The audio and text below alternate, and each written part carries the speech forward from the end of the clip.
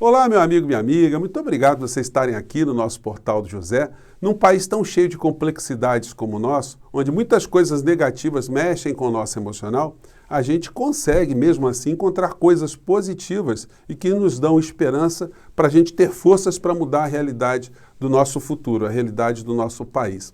Para começar, o fato de você estar aqui, e eu também, e muitas pessoas que a gente conhece, também estarem vivas, já é uma situação muito importante no meio dessa tragédia toda que a gente passou. Muitos fatores, eles mostram que todo aquele mal que estava nos atemorizando, eles deram uma enfraquecida. Isso faz com que a gente reflita melhor sobre alguns acontecimentos e enxergue melhor a realidade. Eu vou falar com vocês do que é que está acontecendo no nosso encontro de agora, mas antes de mais nada, se você está chegando, convido você a se inscrever aqui no nosso portal, conhecer os nossos outros vídeos, a compartilhá-los, se você achar bacana, a dar o seu joinha, porque é muito importante, amplia ainda mais o alcance do nosso portal e convido você a enviar os seus comentários, porque aqui são sempre lidos e são muito importantes. Gente, o que é que está acontecendo? Se vocês olharem para alguns meses atrás, para alguns meses que nós passamos, muito difíceis, né? A perspectiva era muito ruim para muitas pessoas que estavam acompanhando o debate político. A gente estava preocupado, ou muitas pessoas preocupadas, com uma ruptura institucional. A gente ia ter um quebra-quebra, ia ter prisões, ia ter uma balbúrdia jurídica, uma balbúrdia institucional. A gente ia ter gente histérica pelas ruas, gente cometendo todo tipo de violência. Enfim, muitas incertezas. Olhe para hoje, isso tudo acabou. Como a gente salientava aqui no nosso portal, era um discurso insano que não encontrava nenhuma base jurídica, uma base política, uma base institucional, uma base em relação a potências, como elas enxergam o Brasil, ou enxergavam naquele momento, enfim. Não havia a menor condição. E a gente acabou aqui confirmando com os fatos que nós não estávamos errados. E o que está acontecendo hoje ainda? A gente vai vendo essa situação aqui. Se antes a gente tinha alguns parlamentares, por exemplo, nos Estados Unidos, que estavam desaprovando o governo brasileiro, as suas propostas, as suas pautas, esse movimento está crescendo ainda mais nos Estados Unidos. Tem uma matéria hoje que está no Globo, mas está em vários jornais também. Vários correspondentes estão abordando um fato, que é o de 63 deputados do Partido Democrata terem feito uma carta para o presidente norte-americano para que tome atitudes concretas em relação a que o Brasil está fazendo com o próprio Brasil e reflexamente fazendo com o mundo. Os deputados aqui pediram para o Biden para ele fazer uma revisão em todos os tratados que o Brasil tem com os Estados Unidos, inclusive na área militar, área de segurança, por conta principalmente dos danos à saúde ao povo brasileiro, reflexamente à saúde do mundo e também a questão do meio ambiente. Como eu disse a vocês, essa semana que passou, o Bolsonaro ele foi demandado no Tribunal Penal Internacional de Haia justamente por não estar cuidando do meio ambiente, uma questão bem específica, sem o prejuízo das outras ações que tem contra o Bolsonaro. É uma coisa absolutamente nova, absolutamente estarrecedora. A gente nunca teve um presidente no nosso país, nem na época da ditadura, demandado em tribunais internacionais. E agora a gente tem um Bolsonaro com várias ações motivadas por várias situações que ele desleixa em relação à responsabilidade dele. Nós temos essa situação e temos agora, como eu também tinha falado com vocês, um enfraquecimento das redes sociais bolsonaristas de uma forma absolutamente impactante. Gente, quando eu vim para cá, que eu comentei com vocês, eu me deparava aqui com pessoas falando insanidades, mas com reprodução desse discurso aos milhões. A gente tinha o Olavo de Carvalho, tinha o Nando Moura, que saiu, rompeu com esse pessoal todo, com mais de 3 milhões de seguidores. Tinha ali o Bernardo Custer, o pessoal do Terça Livre, tinha o Lobão, e o número é grande. Um site chamado Jacaré de Tanga, e vai embora. Tinha a Leda Nagli, depois veio recentemente o Lacombe, o Coppola, uma turma gigantesca aqui que se a gente for enumerar, a gente não para mais. Alguns foram banidos definitivamente, como a Sara Geromini, Oswaldo Eustáquio, outras figuras menos conhecidas também, e outros estão sofrendo mais problemas agora por conta do inquérito da fake news no Supremo Tribunal Federal. Alguns personagens ainda se encontram foragidos e a saída agora do canal Terça Livre do ar foi mais um golpe que esse pessoal sofreu. Isso está abrindo espaço para a gente tentar enxergar as coisas que estão acontecendo aqui no nosso país. E como eu tenho salientado a vocês, o que nós estamos enxergando é que com o enfraquecimento desse apoio ideológico, vamos dizer assim, ao bolsonarismo, do bolsonarismo, a grande mídia vai ocupar agora um papel de maior impacto na desinformação ou na conformação do povo brasileiro, como diria Hegel, né? A informação gera a ação, a desinformação gera a conformação. E no plano prático, o que é que está acontecendo? Bom, em primeiro lugar, a gente está vendo que há um movimento que não para de destruição do Estado brasileiro, e quanto mais o Estado ficar enfraquecido, é menos dinheiro para áreas sociais e mais dinheiro para os grupos privados, em todas as áreas. Então a gente vem vendo, né, o discurso estelionatárico para cima e para baixo. Esse aqui, que eu já comentei com vocês, do Paulo Guedes, que virou uma espécie de Robin Hood, o homem com a montanha de dinheiro lá fora. Eu queria saber se ele fez alguma benemerência com o dinheiro dele, Paulo Guedes, se ele olhou para pobre e falou assim, eu vou ajudar o pobre, enfim. Então vem com esse discurso bandido, gente, que está aqui nessa manchete. O governo quer distribuir recursos da venda de estatais para beneficiários do Bolsa Família. Gente, tem coisa mais bandida do que isso? Eles quererem vender o patrimônio do povo brasileiro, pega uma migalha, dá para as pessoas mais necessitadas, as pessoas ficam felizes naquele momento, não tira ninguém da miséria, ninguém cria uma perspectiva de vida, o nosso país não vai para lado nenhum, no entanto, fica legitimada a entrega do patrimônio, da galinha dos ovos de ouro do nosso país para os bolsos de pessoas amigas, parceiras, cúmplices, comparsas de uma figura como Paulo Guedes. E aí a gente vai vendo que o Bolsonaro ele vai se amoldando lentamente a esse tipo de discurso, quando a gente vê esse tipo de mensagem aqui, ó, né? Tenho vontade de privatizar a Petrobras. Gente, isso é uma infâmia, isso é vocês veem que as histórias elas vão todas se conectando. Ontem, o Bolsonaro, depois de ter feito a live dele, fez a declaração que quando ele está sozinho ele chora no banheiro e que a Michelle nunca viu. Vocês conseguem imaginar o Bolsonaro chorando por alguma coisa? Só chora quem é a pessoa que tem algum tipo de empatia, de sentimento, né? Que tem culpa, enfim, a pessoa que faz reflexões, e isso evidentemente não é uma característica do presidente brasileiro. Ontem, olha como é que as coisas vão se conectando. O Bolsonaro fez a sua live mais ou menos. A sua live mais uma vez, né? Gente, a live do Bolsonaro é um crime contra a humanidade. O que o Bolsonaro diz, e a minha grande chateação, minha grande indignação, é que os grandes veículos de comunicação ignoram esses crimes que o Bolsonaro comete o tempo todo. Isso se reflete nas nossas vidas. Como? Você que faz parte de algum grupo que tem algum bolsonarista, alguém que acredita no governo, ou tem algum vizinho, ou tem algum conhecido, algum parente, que fala uma série de insanidades, essas insanidades só foram possíveis de serem sedimentadas porque não houve uma reação.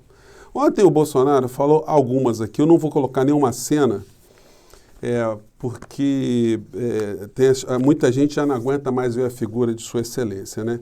Mas ele comete crimes tão graves que os meios de comunicação tinham obrigação de desmentir. É como eu já comentei uma vez com vocês. Quando nós assistimos, nós sabemos que está tendo algum golpe na praça, uma pirâmide, alguém que está desviando dinheiro de idoso, alguém que está fazendo golpe pela internet, presidiário dando golpe pelo celular, por aplicativo, enfim. Isso tudo acaba chegando até os veículos de comunicação que tentam alertar a sociedade que aquilo está acontecendo, que tipo de precauções nós podemos ter.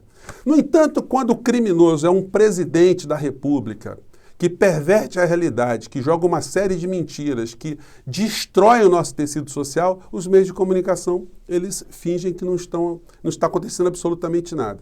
Olha só o que o Bolsonaro falou ontem. Ele falou de várias coisas, que para serem desmentidas não teriam nenhuma grande dificuldade, mas o que interessa mesmo é a questão relacionada à saúde do nosso país. Ele diz o seguinte, sobre a vacina, sobre a Coronavac, que não tem comprovação científica. Gente, Como é que o presidente vai para uma rede dizer que uma vacina, que é a vacina mais tomada no Brasil, não tem comprovação científica, mesmo com os números de mortos aqui no nosso país terem caído de uma forma assim muito impactante?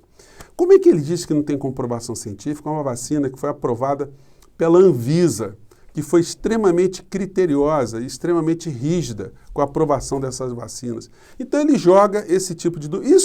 Quando isso não é contestado, os grupos do tiozinho, do churrasco, os grupos da tiazinha da internet, do WhatsApp, vão falando essas mentiras e as pessoas ficam querendo não tomar mais vacina, colocando em xeque a vacina, gerando uma intranquilidade muito grande. E aí ele fala que, citou que o Queiroga foi vacinado e pegou o Covid assim mesmo.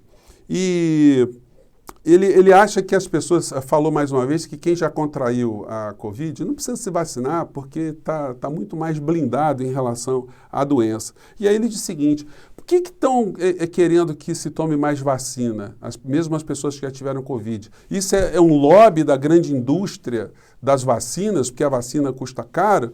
Então ele coloca sempre em suspeição, é sempre uma mente malévola, não tem ninguém preocupado com a saúde. Tudo faz parte de um grande complô para se ganhar dinheiro, né? A cabeça do Bolsonaro é assim. E disse que jamais faria um passaporte obrigando a vacina e que é um absurdo obrigar a criança a tomar vacina. Enfim, né? Eu queria saber se o senhor vacinou seus filhos contra sarampo, contra alguma doença, se a mãe dos seus filhos vacinou seus filhos, ou se estão todos sem imunidade nenhuma. O senhor tinha esse pensamento também. O senhor também colocou seus filhos numa rota em direção à morte. Ou se o seu discurso é um discurso bandido só para se justificar politicamente. E aí ele, o tempo todo dizendo que impressionante o número de pessoas que foram vacinadas adquiriram o vírus.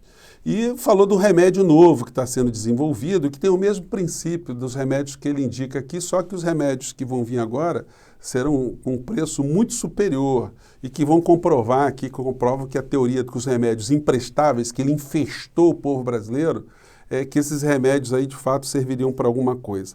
Atingiu de novo, começou a falar da Argentina, atacou de novo a política do fica em casa, que ele foi o único governante no mundo que foi contra o isolamento, portanto, pelo Bolsonaro morreríamos todos, independente do tipo de vírus, né? Se vier um vírus mais forte aí, se depender dele, morre todo mundo tem que ir para a rua, tem que se contaminar e enfrentar. E mentiu mais uma vez que a própria Organização Mundial da Saúde foi contra as pessoas ficarem em casa. Então, tudo isso que ele vai falando, eu só citei alguns pontos aqui, porque a live dele teve quase 40 minutos. Isso vai se sedimentando nas pessoas, vai formando uma consciência absolutamente montada sobre a ignorância, montada sobre informações falsas. E os meios de comunicação, o Jornal Nacional, os editores, sabem disso porque eles acompanham as falas do presidente. Mas quando eles não contestam, eles vão criando esses bolsões da ignorância que funcionam como uma ferramenta de distração da sociedade. E aí a gente não para debater. Petrobras, Eletrobras, a entrega do nosso patrimônio, os direitos sociais do povo brasileiro que estão descendo a ladeira, todo esse processo que está acontecendo no nosso país. E aí a notícia também que foi muito reverberada no meio dessa história toda foi a mudança, né, aqui no Grupo Globo, aqui entrando o neto do senhor Roberto Marinho. Grupo Globo anuncia mudanças no comando a partir de 1º de fevereiro. O cidadão, o senhor Paulo Marinho, será que o senhor vai dar prosseguimento no comportamento da família e vão proteger o presidente da República? Quando eu falo isso, muita gente se choca. Não é possível, o professor está exagerando, que eles protegem. Gente, na medida que eles não mostram que o estelionatário é um estelionatário e muitas pessoas continuam a ser vítimas do estelionato, e quando você tem consciência que você não está informando, ou quando você tem consciência que você apenas faz um trato superficial da história, não ajudando a enfrentar, resolver o problema, logo você é cúmplice, você tem interesse no meio dessa história. Isso não é nenhum tipo de embate pessoal meu com as organizações, já falei com vocês algumas vezes. Essa é uma ferramenta da humanidade que as estruturas utilizam para manutenção do poder. todos os estados, em todos os países do mundo, existem redes de informação que funcionam como uma espécie de antídoto a qualquer tipo de insatisfação popular ou de enfrentamento das sociedades em relação aos seus principais problemas. Aqui no Brasil, os grandes veículos de comunicação sempre funcionaram como uma ferramenta de alienação. Agora eles têm essas forças auxiliares na internet, que estão perdendo muita força nesse momento, mas eles continuam cumprindo a sua missão. Eles não precisam dar lucro, eles só precisam manter uma ideologia onde o Estado fique cada vez mais enfraquecido e o dinheiro do povo seja cada vez mais canalizado para esses grupos aos quais eles têm algum tipo de contato. Para finalizar, gente, eu sempre gosto aqui de lembrar de alguma canção. E sendo dono de um estabelecimento, né, às vezes eu tive, como tinha palco, tinha show, eu tinha contato com muitos artistas. Uma vez eu recebi lá o Ivan Lins, que foi muito simpático, a gente ficou batendo papo lá, enfim. Eu me lembrei dele por conta dessa canção, que tem a ver conosco agora. Se chama Cartomante, tem um vídeo da Elis Regina, que eu vou colocar no anexo desse nosso papo aqui, e é muito interessante você dar uma olhada para você ver a letra. Foi uma letra que ele fez durante a ditadura militar, ele que não era nenhum revolucionário, não era uma pessoa de esquerda, enfim, mas ele estava vendo os males que uma espécie de bolsonarismo retrô estava causando ao povo brasileiro. Então, no momento aqui da canção, a gente pode ler o seguinte: nos dias de hoje não lhes dê motivo, porque na verdade eu te quero vivo. Tenha paciência, Deus está contigo, Deus está conosco até o pescoço. Já está escrito, já está previsto por todas as videntes, pelas cartomantes, está tudo nas cartas, em todas as estrelas, no jogo dos búzios e nas profecias. Cai o rei de espadas, cai o rei de ouros, cai o rei de paus, cai e não fica nada. Então, gente, eles estão caindo. Lentamente, mas estão caindo. E a gente está jogando cada vez mais luzes sobre essas criaturas. E eu fico muito feliz de estar com você aqui no nosso portal, gente. Espero que tenha sido um papo interessante hoje. Mais uma vez, muito obrigado e vamos continuar, porque estão caindo todos os reis, né? Um grande abraço, até lá. Tchau, gente.